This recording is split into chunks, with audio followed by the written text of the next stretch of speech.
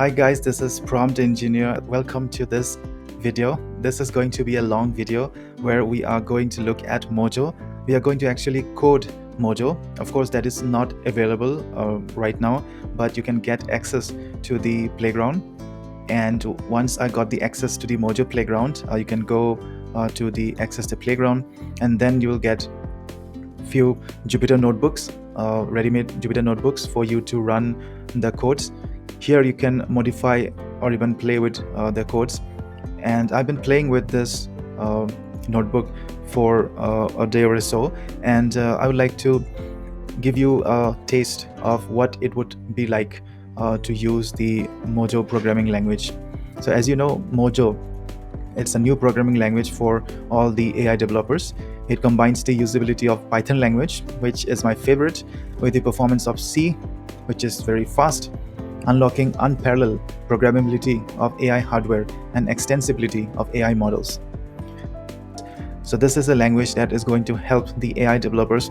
It is pretty fast. They claim it's about 35,000 times faster than Python.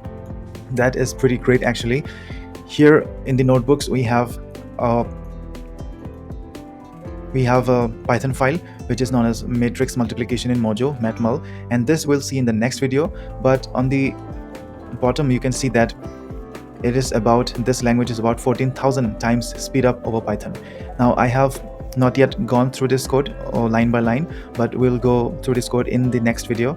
For this video I'm going to look at Hello Mojo, and let's look at the syntax and the differences and the similarities of this programming language with Python. So let's get started. This is going to be a long video, and get your seatbelts fastened and let's start this new language called Mojo. Hello Mojo. We're excited to introduce you to Mojo with this interactive notebook. Mojo is designed as a superset of Python. It is superset because it will inherit the characteristics of Python, and it will also have some features on top of Python. So a lot of language features you are familiar with and the concepts that you know in Python translate directly to Mojo. For instance, a hello world program in Mojo looks exactly as it does in Python. So this is the print bracket within inverted comma hello Mojo. We run it and we get hello Mojo. Next, if we run print hello world, because we cannot miss the hello world, so we get a hello world here. And as we'll show later, you can also import existing Python packages and use them like you're used to. But Mojo provides a ton of powerful features on top of Python, so that's what we'll focus on this notebook. To be clear, this guide is not your traditional introduction to programming language. This notebook assumes you're already familiar with Python and some programming concepts. We can focus on what's special about Mojo.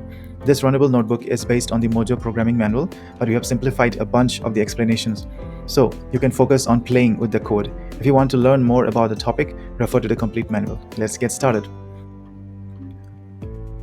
Note: Mojo Playground is designed only for testing the Mojo language. The cloud environment is not always stable and performance varies, so it is not appropriate environment for performing benchmarking. However, we believe it can still demonstrate the magnitude of performance gains provided by Mojo, as shown in the matrix multiplication.pynb notebook. For more information about the compute power of the Mojo Playground, see the Mojo FAQ. Let's get started. The basic system programming extensions. Now, Python is not designed, nor does it excel for system programming, but Mojo is. So Mojo is dedicated to system programming. This section describes how to perform basic system programming in Mojo. Now, there are two declarations that has been introduced: the let and the var declarations. Let is actually immutable declarations. So immutable is that you cannot change once you declared it, and var is mutable, you can change it. And they also use lexical scoping and support name shadowing. So exactly like Python, you can assign values to a name, and it implicitly creates a function scope variable within a function. This provides a very dynamic and easy way to write codes, but it also creates a challenge for two reasons. System programmers often want to declare a value that is immutable, okay?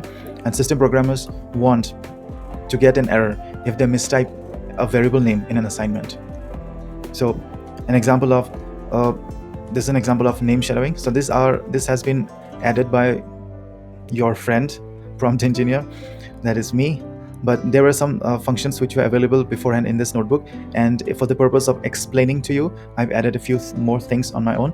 So lexical scoping is that the variables declared outside of a scope are not accessible inside that scope.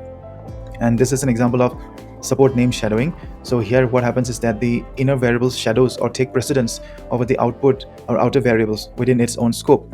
So when we say x is equal to 10 here, and we define a function name as my function x equal to 20, and we print x. So when we call this function my function, it will print 20, and when we print x, it will use this x which is outside of the function. So let's run it. So we get my function is 20 because 20 is inside the function, and this is what is meant by support name shadowing. It shadows or take precedences. Now this example has been was already added in the notebook. So this is a new function. We define your function with parameters a and b. Now let c is equal to a. When we say let is a declaration which is immutable, so it cannot change. Now once we let c equal to a, that is fixed, the c is fixed. Now if c is not equal to b, let d equal to b and print d, else print c is not equal to b. So in this function, when we run 20 and 30, what do you expect? This is a and this is b. We expect c to be 20 because c is equal to a. And is c equal to b? No. That means this loop will run and d will be equal to b. So d will be equal to b, which means d will be equal to 30. So print d. So when you run this, we get 30 because c is not equal to b. Now let us change this. For example, let us put both 30. Then we will get that c is not equal to b because this should have been c is equal to b because both are same. So c is equal to b. Now the thing that we are trying to understand via this function is that when we use let, then you cannot declare the variable again. So if I uncomment this section, so c equal to b, once we declare c equal to a, and then you try to declare c equal to b, then let's run it. It's not possible because c is declared here, let c equal to a. It's already been declared here. So invalid mutation of immutable value, c value.